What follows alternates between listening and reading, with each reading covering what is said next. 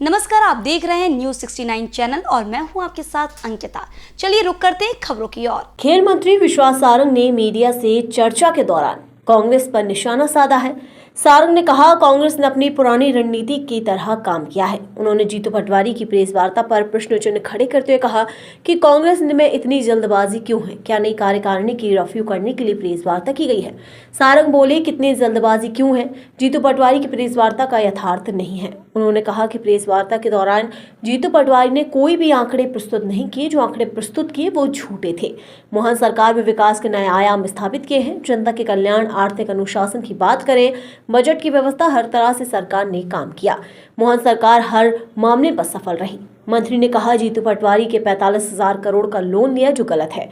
मोहन सरकार ने 25,000 करोड़ का लोन लिया, जिसमें बड़े काम किए गए। विश्वास ने कहा कि कमलनाथ सरकार ने 11 जनवरी से लोन लेने की शुरुआत हुई। कमलनाथ की सरकार ने हर महीने कर्ज लिया, कर्ज लेकर घी पीने का काम किया गया। वहीं जीतू पटवारी कमलनाथ सरकार की बखियां उखाड़ने के लिए प्रेस वार्ता कर रहे थे। मंत्री सारंग बोले कि मोहन सरकार ने रीजनल इन्वेस्टर समिट के माध्यम से इन्वेस्टमेंट लाने का प्रयास किया।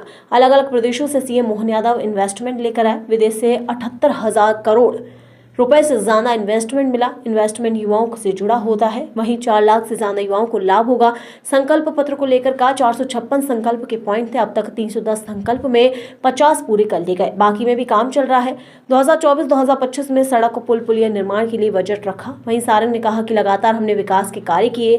कर्नाटक, तेलंगाना, हिमाचल की बात करते सरकारी कर्मचारियों की यहाँ तनख्वाह के लाले पड़े हैं। प्रशासकीय अमले के ट्रांसफर रेगुलर है। उन्होंने कहा कि कानून हाथ में लेने वालों को बख्शा नहीं जाएगा। हर तरह के अपराधों में कमी आई है। 115 करोड़ के अपराधियों की संपत्ति को जब्त किया गया है। एमपी स्वर्णिम बनेगा, ऐसा हमारा प्रयास है। लगभग हमारे ही समय पर बनी हुई तेलंगाना, कर्नाटक और हिमाचल सरकार का भी जिक्र करते, मुझे लगता है व्यापक रूप से बात करते तो शायद ज्यादा यथार्थ सामने आता। हम आपको सबको मालूम है और आपके माध्यम से हमें ज्यादा जानकारी मिलती है कि कर्नाटक, तेलंगाना और हिमाचल की सरकार में शासकीय कर्मचारियों को पैसे तनख्वाह देने के भी लाले पड़े हुए हैं। एक भी उनका संकल्प पत्र या वादा पूरा नहीं हुआ।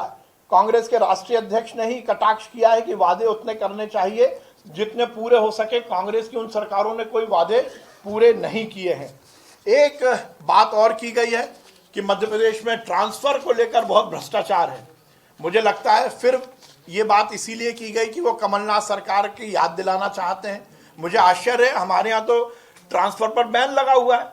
विगत 1 वर्षों से तो मोहन सरकार ने ट्रांसफर पर बैन ही नहीं खोला है, तो कौन से ट्रांसफर की वो बात कर रहे हैं। मुझे आश्चर्य होता है। जो प्रशासकीय अमले का ट्रांसफर है वो तो रेगुलर है, आईएएस आईपीएस का ही अमूमन है, वो तो व्यवस्थाएं बनाने के लिए। पर ट्रांसफर उद्योग खुल गया है, मुझे लगता है आश्चर्य। ये भी मुझे लगता है उनके अल्प ज्ञान का ही परिचायक है। हमने लगातार कानून व्यवस्था को लेकर भी उन्होंने बहुत बातें की हैं। कानून व्यवस्था में मैं दृढ़ता के साथ कहना चाहता हूं, मोहन सरकार ने स्पष्टता के साथ ये सुनिश्चित किया है कि अपराधी, कालाबाजारी करने वाले या कानून को अपने हाथ में लेने वाला कोई भी वर्ग किसी भी तरह का होगा, उसको बख्शा नहीं जाएगा।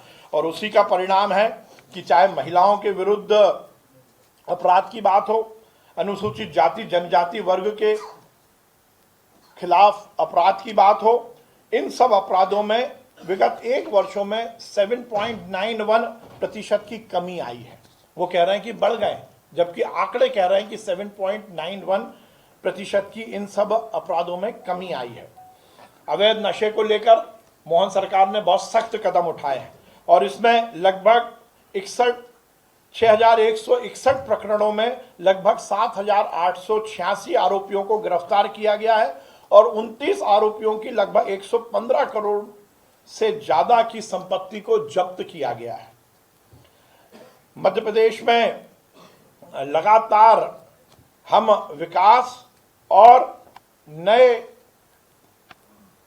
कल्याण के आयाम को सुनिश्चित कर रहे हैं और ये हमारा कमिटमेंट है कि हमारी सरकार 5 साल में जो हमारा संकल्प है उसको तो पूरा करेगी ही करेगी। उसके साथ ही इसी तरह की और खबरें देखने के लिए बने रहे हमारे साथ, देखते रहिए न्यूज 69 चैनल। जब तक के लिए धन्यवाद।